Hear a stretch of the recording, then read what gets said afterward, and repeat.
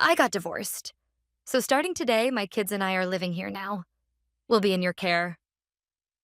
After finishing a long day, the one waiting for me when I finally opened the door at home was my sister Kate, who is 3 years older than me.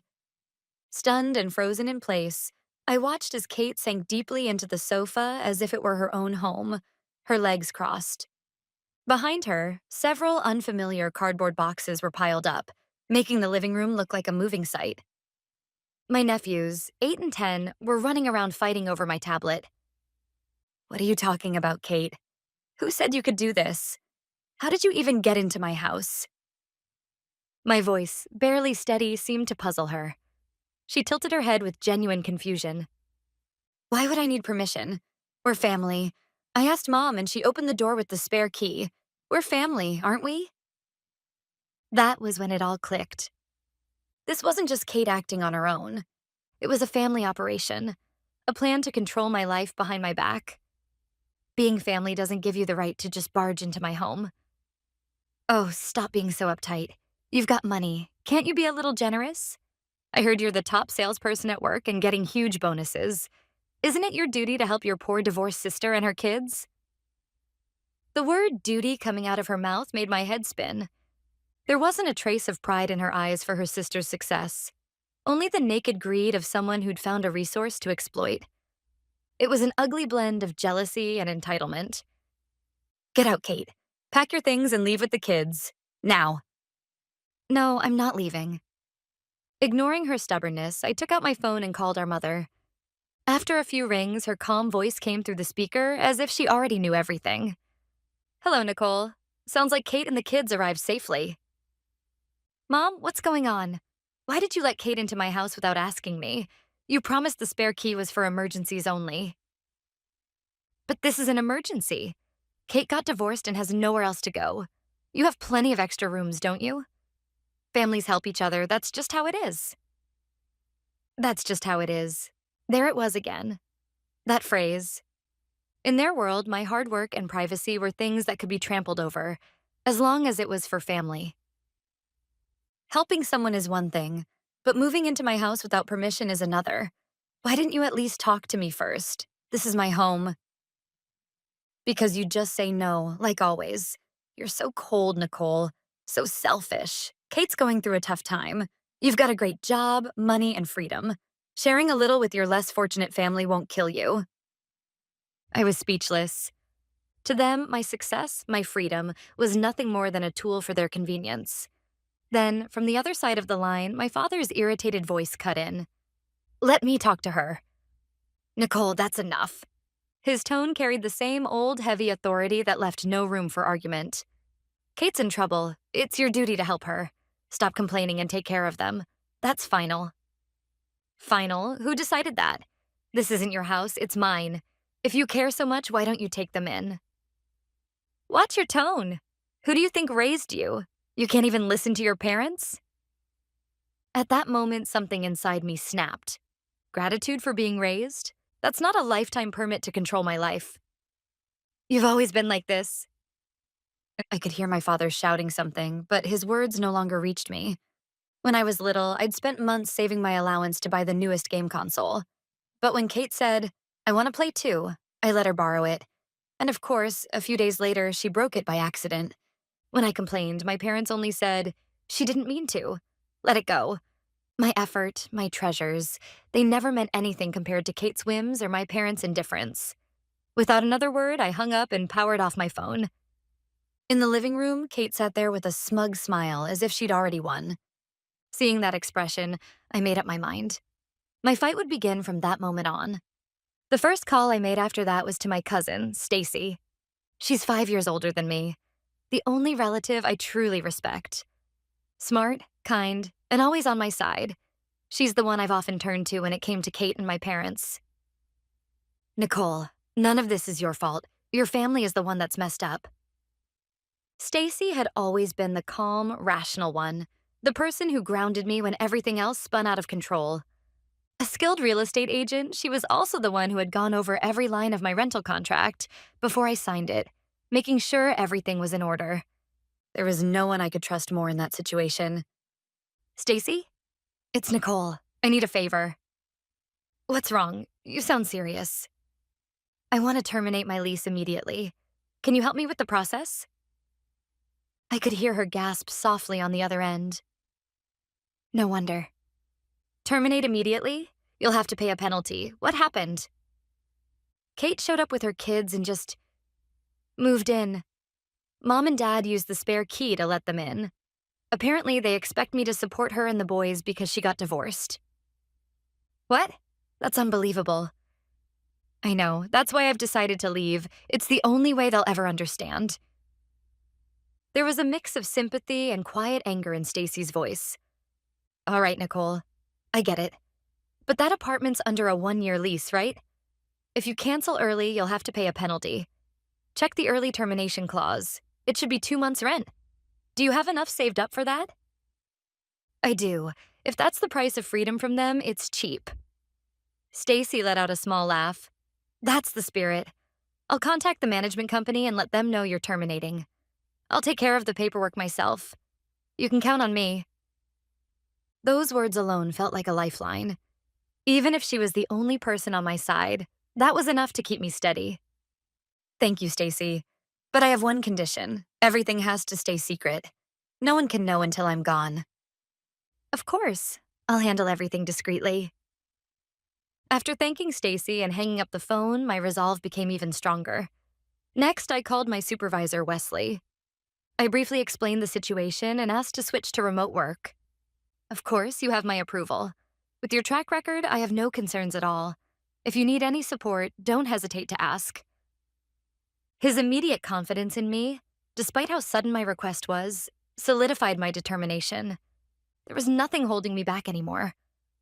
For the next 5 days, I lived as quietly as possible, careful not to raise suspicion. I locked myself in my room, drowning out all noise with my headphones and immersing myself in work. I had all my meals delivered. I avoided Kate and the boys entirely. Every now and then, Kate would knock on my door, yelling things like, "Aren't you going to make dinner?" or "Come watch the kids for me." I ignored her every time.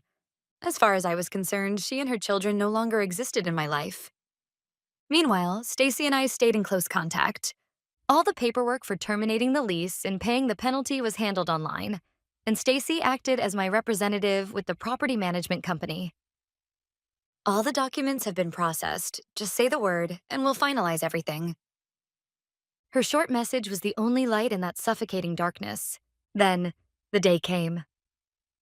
On a quiet Saturday afternoon, Kate called through the door. "I'm taking the kids to the mall. We'll grab dinner there, so don't wait up. We'll be home late." I didn't reply. I just waited until I heard the sound of the car engine fade into the distance. The moment silence settled, I sent a single text to Stacy. It's time. This was the moment I'd been waiting for. 2 days earlier, I'd realized the perfect opportunity was coming. I'd stepped out of my room to make coffee, took off my headphones, and saw my nephews clinging to Kate, pestering her. "Mom, can we go to the cinema this weekend?" When she noticed me, her eyes lit up with opportunistic malice.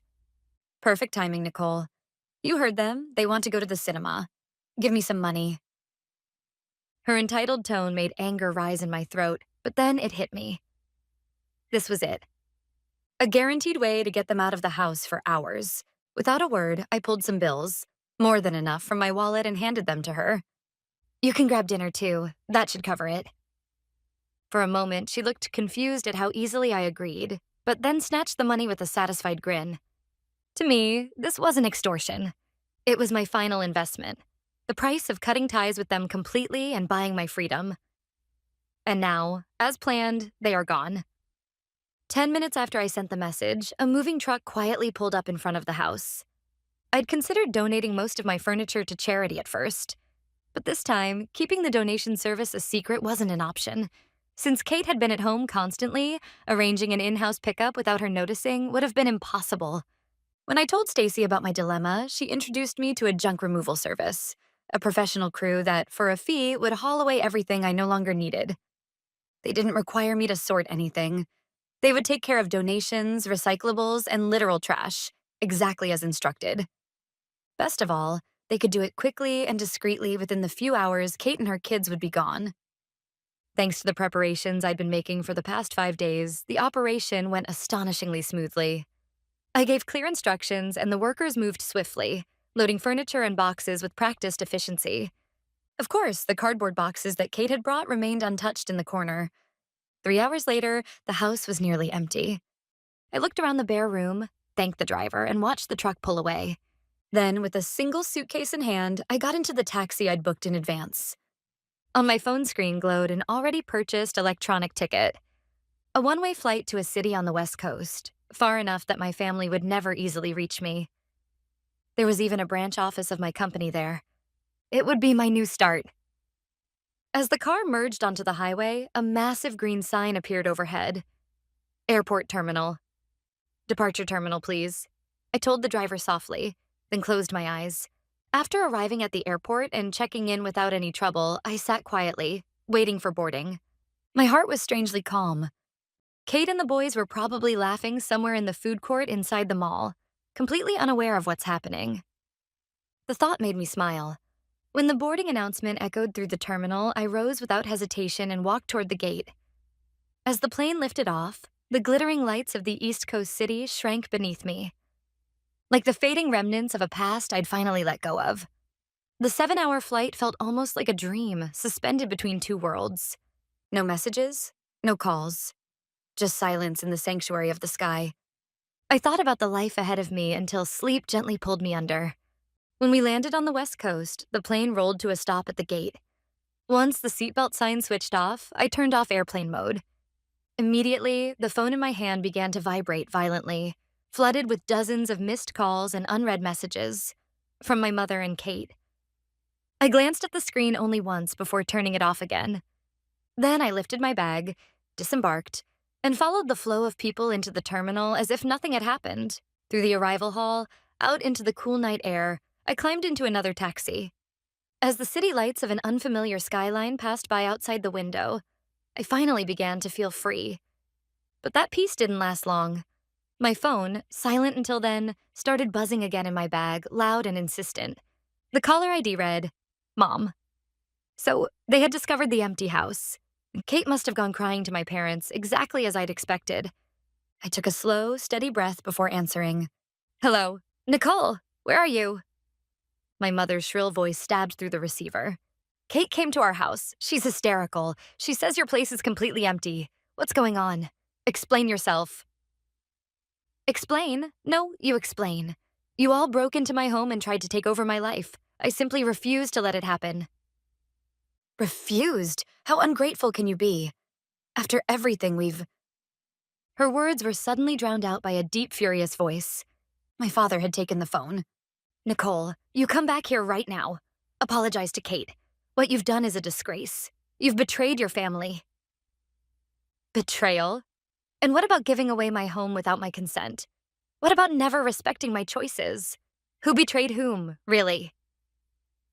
My calm tone only seemed to enrage him further. I could hear his ragged breathing through the line, each word trembling with anger. Finally, he said the words I had subconsciously been waiting to hear my entire life. Enough, you heartless girl. You are no longer part of this family. Do you hear me, Nicole? You're disowned. Don't you ever show your face to us again. You are no daughter of mine. The words hit with the weight of a final judgment. But there was no sorrow in me. Instead, I felt something heavy. Something that had bound me for years, finally fall away. To my father, disowning me was the greatest punishment he could imagine. But to me, it was liberation. It was permission to live my own life.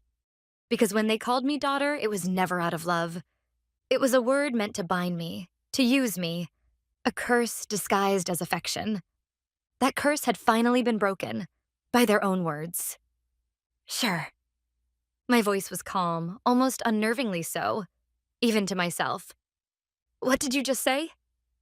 My father's voice trembled through the phone. He must have expected me to cry, to beg for forgiveness. But it was far too late for that. Didn't you hear me? I said, sure, I'm no longer your daughter, so goodbye. And don't you dare contact me again. Before he could say anything else, I ended the call. I slipped my phone back into my bag just as the taxi pulled up in front of the hotel I had booked. After checking in, I made my way to my room. My heart felt astonishingly light. They had freed me with their own hands. Once inside, I placed my suitcase beside the bed and immediately opened my laptop. There was plenty to do. As a former daughter, on the screen was my financial management dashboard. The numbers staring back at me represented the wealth I had built over years of relentless effort. My salary and bonuses as a top salesperson at a major tech company. It was far more than my parents could ever imagine, a tangible proof of everything I had achieved despite being weighed down by the burden called family. Then I clicked on the Expenses tab, opening the list of automatic monthly transfers.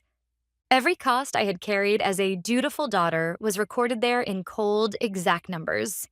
At the top of the list, Mom and Dad, home loan support $800, and Mom and Dad, insurance premium $600. A few years earlier, when my father had taken early retirement due to his health and my mother had quit her part-time job, they had turned to me for help naturally, as if it were a given. Nicole, it's such a relief that you're doing so well at work. Now we can finally feel secure, my mother had said with tears in her eyes. But even then, there had been no real gratitude, only the comfort of knowing that my success meant their future was safe. They had never asked me outright to pay for everything. By calling it support, they managed to protect their pride while subtly manipulating my guilt. And back then, still trapped in the cage of family obligation, I had accepted that role. Those payments had been withdrawn automatically from my account every month, but not anymore. The moment they disowned me, every agreement between us became void. I no longer owed them a single cent. Without hesitation, I clicked the cancel button beside each recurring transfer, one after another. Every confirmation pop-up felt like another heavy chain falling from my shoulders. Once it was all done, I took screenshots of the cancellation confirmations and saved them for legal proof, just in case. The entire process took less than 10 minutes. I closed my laptop with quiet satisfaction. For the first time in years, the endless exploitation had come to an end.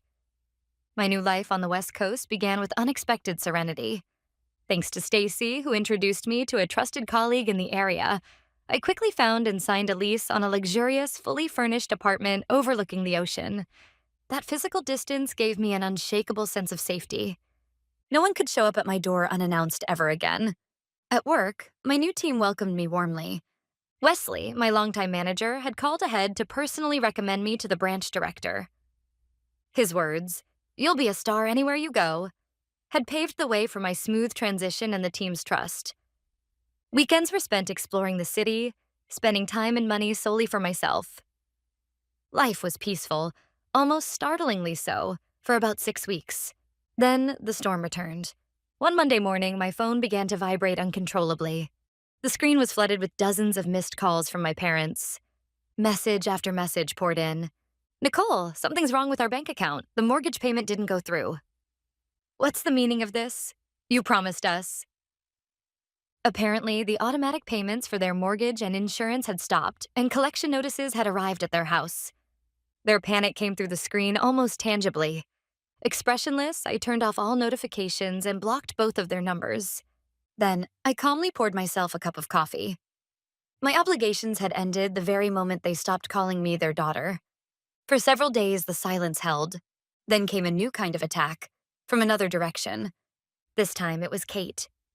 She had decided to use social media as her weapon in an attempt to destroy me publicly.